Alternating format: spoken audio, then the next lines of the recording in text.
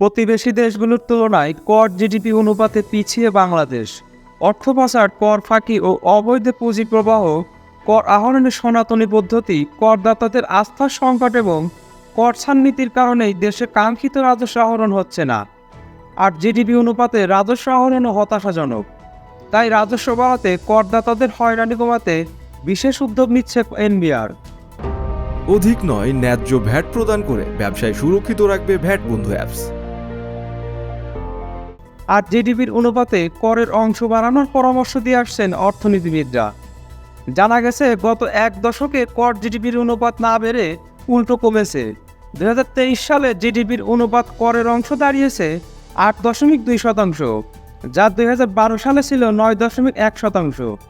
আর 2022 সালের কর জিডিপির অনুপাতে বাংলাদেশে এই হার ছিল 7.77%, যা ভারতে ছিল 16.98%। এমন পরিস্থিতিতে 2024-25 অর্থ বছরের বাজেটে রাজস্ব আহরণ বৃদ্ধি সহ করদাতাদের হয়রানি কমাতে নতুন উদ্যোগ নিয়েছে এনবিআর।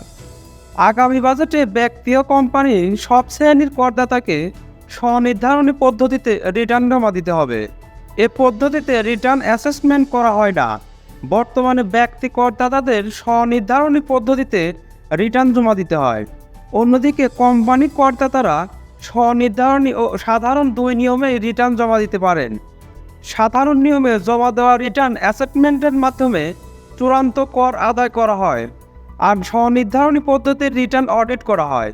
এনবিআর সূত্র জানিয়েছে, অ্যাসেসমেন্ট প্রথা বাতিল হলে কমপ্লায়েন্ট করদাতাদের হয়রানি কমবে, তবে এক্ষেত্রে রাজস্ব ঝুঁকির প্রবণতাও তৈরি হবে।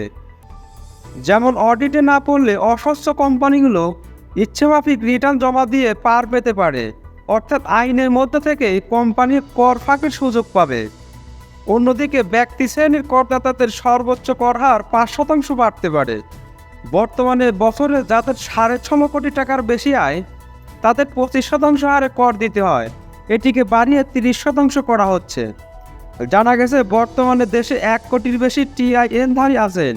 তাদের মধ্যে 40 লাখ টিআইএনধারী আয়কর রিটার্ন জমা দিয়েছেন।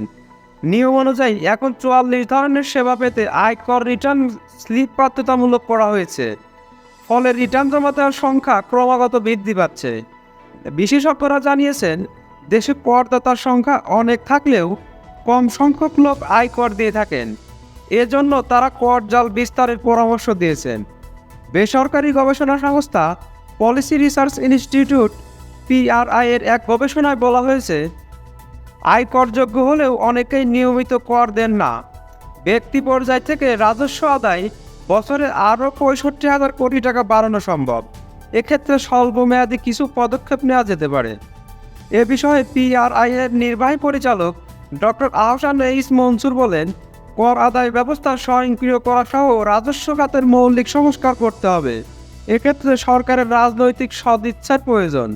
ব্রিটিশ আমলের ব্যবস্থাপনা দিয়ে বিশাল অঙ্কের রাজস্ব আয় কোনোভাবেই সম্ভব নয়।